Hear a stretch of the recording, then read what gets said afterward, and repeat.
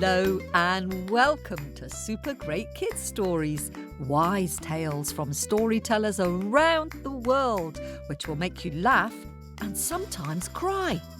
Recommended for ages 5 to 105. I'm Kim and I love stories. Hello, Super Great Kids, and how are you? I'm very pleased because Tuup is back from his travels in Burkina Faso in West Africa, and Super Great David is back from his trip to Australia.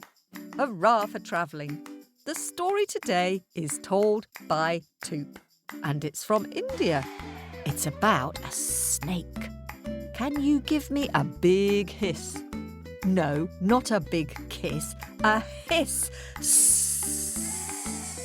I wonder if you like snakes. They're rather wonderful creatures, aren't they? Did you know that snakes can smell with their tongues? And some can see heat. So if a warm-blooded creature like you or me is ahead of them, they can spot them by their warmth. Dinner! Yum, yum, yum. Before we hear Tuup's story, can you have a think about how many different types of snake you know, while we have a quick word with the grown-ups? I'll name a couple of snakes to get you started. There are adders and pythons. So off you go.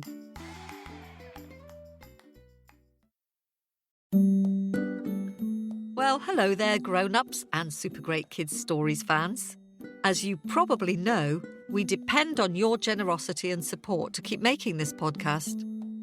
If you subscribe and join the Owlets Club, you'll get access to all sorts of lovely extras like subscriber-only episodes, early and ad-free episodes, as well as a newsletter from Story Owl, word puzzles, book recommendations, and film footage of our live shows. To support Super Great Kids Stories and join the Owlets Club, just click subscribe in Apple Podcasts or visit patreon.com/Super Great Kids Stories.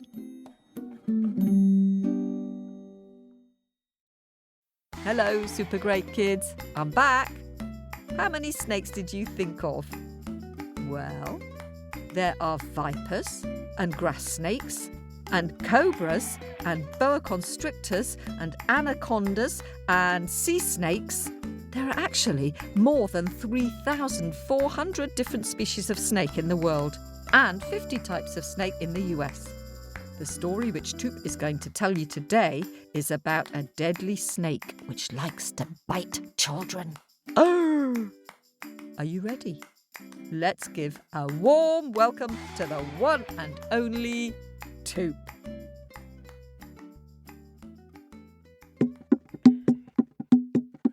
Greetings, greetings, greetings. Welcome once again to Super Great Kids Stories. If I say crick, can you say crack? Crick? Yes. Crick, crack. That's the reply. Listen, here is my story. They say a long time ago, there was a holy man. The holy man is a wise man, an honored man, a learned man, one who travels through this world observing things and taking note. This holy man was passing through a village, and he stayed in the village, and someone hosted him, giving him a place to sleep, something to eat, and something to drink. And the holy man was made to feel very, very welcome indeed. Well, the holy man stayed within the village for a good long while until he said, "Thank you very much for all of your hospitality, but as a traveler, as an observer of this world, I will make my way over the mountain pass and continue my journey." Ah, said the people of the village, this is good, this is good. The people, they asked, which way do you go? Oh, he said, I go over in that direction. No, holy man, you don't want to go that way. There's a snake there that bites people. Do not go that way. We have advised our children not to go that part of the mountain pass because that snake will come from its hiding place and it will bite them. 1 and 2 have been bitten. Please, we enjoy your company. Go round and go in the opposite direction. The holy man, he looked at the villagers and asked, but this is a free pass, and all should be allowed to walk freely as they go. I am not afraid of any snake. And they said, oh, please, please, this snake, if it finds you and sees you, it is sure to lunge and bite you. Ah, said the holy man, do not worry. If I see the snake, I will speak to the snake, and all will be well. Oh, the people said, then peace be with you. And the holy man left them. With his walking stick, he started to trot. Further and further away from the village, higher and higher along the mountain pass he walked. As he was walking, he thought he saw something slithering between the rocks. As he continued, he saw it, the snake, and the snake hissed. Sss. It came from its hiding place. It reared itself up. It was about to lunge forward when the holy man said, cease and settle. The snake became stiff. Why? Why do you do such a thing? Said the holy man. Why do you wish to bite the tender ankle of the children, let alone myself? The snake still was stiff. The holy man looked at the snake and said, change your ways. This is not good. This is a free pass for all to walk freely, and you terrorizing the people as they go. This is not good at all. Why don't you find another diet? Maybe eat some herbs, eat some mushrooms. Look, around here, the falling fruit upon the ground is delicious to eat. Try some. The snake looked up at the holy man, and the snake hissed back, no one has ever spoken to me like that before. No, said the holy man, no, of course not, because they run and they're scared of you, but I am not. Listen, change your ways, change your diet, and all will be well. Try it. And the snake hissed, yes, maybe you are right. I will change. I will change my diet and find a new way to exist. Good, said the holy man. Good, good, good, good, good. Then I leave you. All be well with you. Maybe, my dear friend, I will pass this way again and pay you a visit. And with that, the holy man was gone. The snake slithered away and went about his business. The snake, seeing some herbs growing, some leaves, some flowers, some plants, started to munch and crunch and crunch and munch. But, at first it wasn't so nice because, it's like eating spinach or cauliflower or broccoli. It's like, ugh.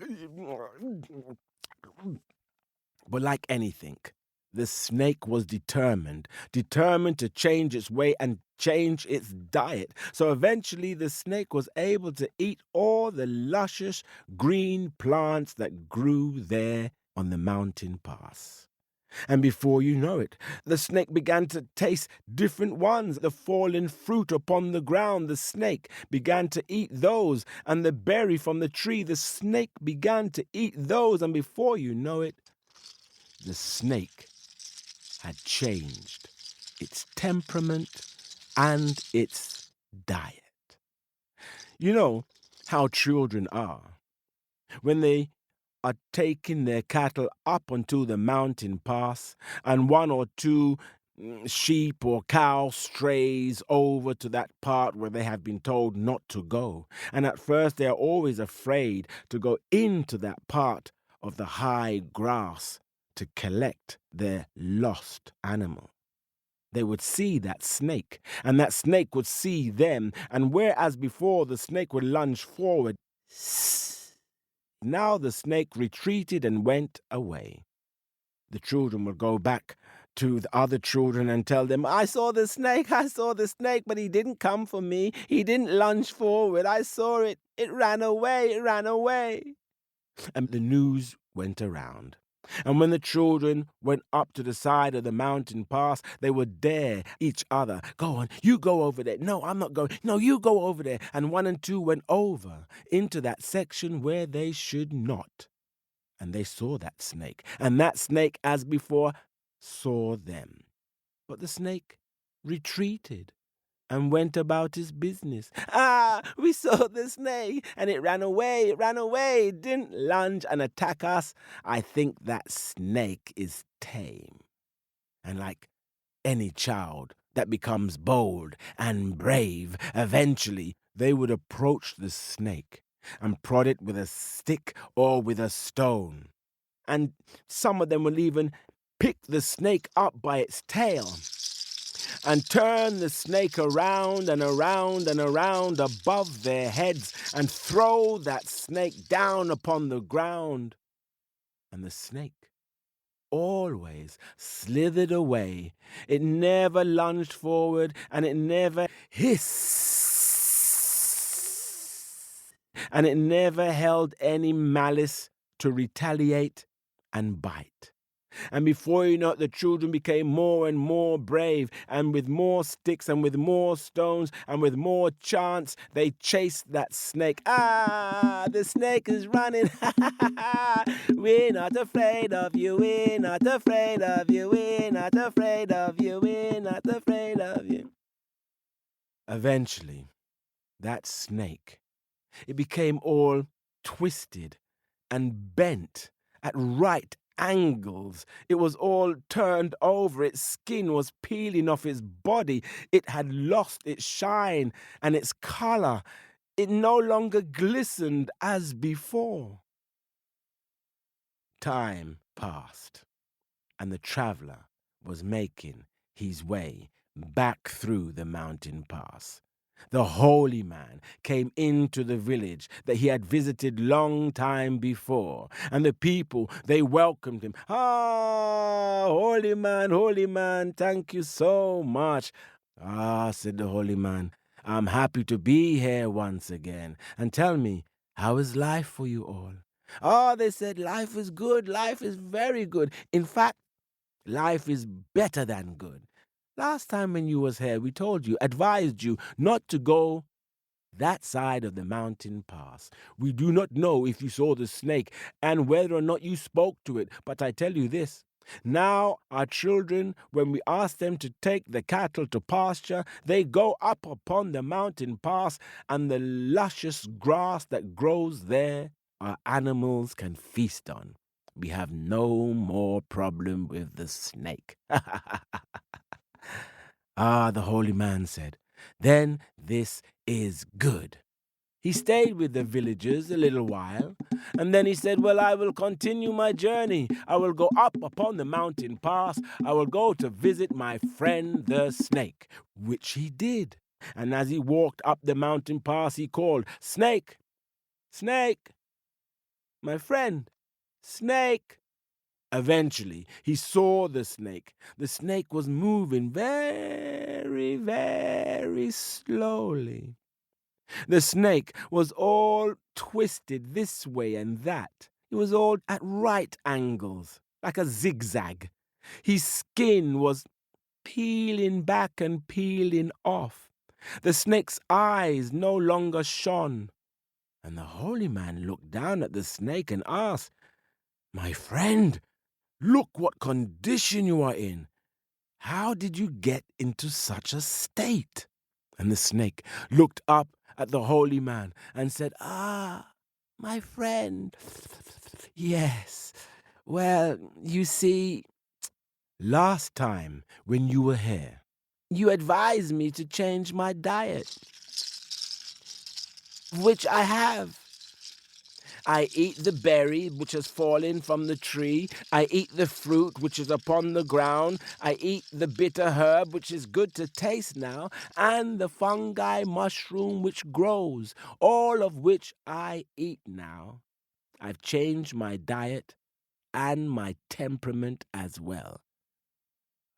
Says the holy man, then this is very good. But tell me, your body, how did you get in such condition? Says the snake, you see, it's like this. Now I've changed my temperament. The children, when they see me, they are no longer afraid of me. I no longer wish to lunge forward, attack, and bite the tender ankle. No. So I turn away. They become very brave, and when they see me, sometimes they throw the stick and the stone. And those who are bravest, they will pick me up by the tail, swirling me around above their head like a lasso. They fling me down upon the ground. But I have no bad feeling. My temperament has changed. I slide and turn away and go to my hole. Says the holy man, but this is not good, because you are a snake. And because you are a snake, those will always be afraid of you. Children, adults, men and women, they will always be afraid of you as long as you hiss. If you hiss, they will always run away and be afraid. You do not have to lunge forward. You do not have to bite. But you are a snake. So, protect yourself and hiss.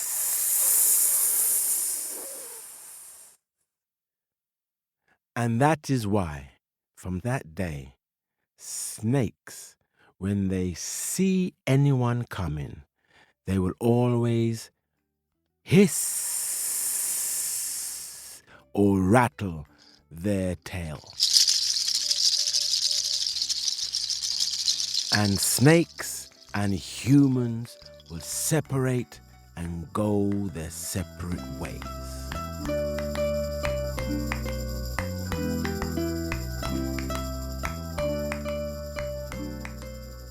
Thank you very much, Tuup, for sharing that tale with us. What I like about that story is that the snake agreed to change its ways and to stop biting people. Why do you think it decided to listen to the holy man? I don't know, maybe he was kind and gentle. Have you ever managed to change anything about yourself? It's quite a hard thing to do. And now to dig deep into my bag of happies and say hello and thank you to some new owlets who've subscribed to our podcast and swooped into our nest. Hello and hoo hoo hoo hoo hoo to new owlets Johnny, who is 6, and Luca, who is 4.5, from Long Island in New York. Their favourite story is the Iranian Rapunzel story, Gulbahar. And hoo hoo hoo to super listeners Sully and Simon, who've listened to all of our stories, including all the scary ones. Well done, Sully and Simon. And hello and hoo hoo to superfans Alice and Beatrice in Finland. Thank you for supporting us. And thanks to 4-year-old Rose, who gave us a gift on Ko-fi. Rose loves to listen to Super Great Kids stories while she paints. Just perfect, Rose. I like the idea of you painting the pictures as you listen to them. Now, lots of you have been sending in amazing pictures inspired by our stories. We really love seeing them and all the different ways you imagine the characters as you listen. So here's a little thanks to some of you. Thank you to Elias, who is 8, from Long Beach in California, for a very clever picture of the 2 dragons story about the Welsh flag. I loved the way you've set the story inside the mountain, with the 2 dragons looking so fierce with their sharp teeth and claws and scary-looking wings. Thank you, Elias. And thanks to 6-year-old Evie from Leamington Spa, who came to our last live show and has sent us a lovely drawing inspired by the story Why Evergreen Trees Keep Their Leaves in Winter. I really like the way, Evie, that you've given all the different trees their individual characters and that you've given them distinctive types of bark and leaves. Thank you. And thank you to June, who is 7, and Felix, who is 4, from Colorado, who like to listen to our stories while they're driving to the mountains. Thank you for your entertaining pictures of the ghost of the bloody finger. They really made me laugh. Great writing too, June. Thank you. And thanks to Gabriel, who is 7 and lives in New Jersey in the US, for your rather stylish picture from the story The Elephant and the Gardener from India. I love your drawing, Gabriel, especially the elephant flapping its huge ears and stretching out its long trunk as it flies off to its home in the big land above the clouds. That's all for now.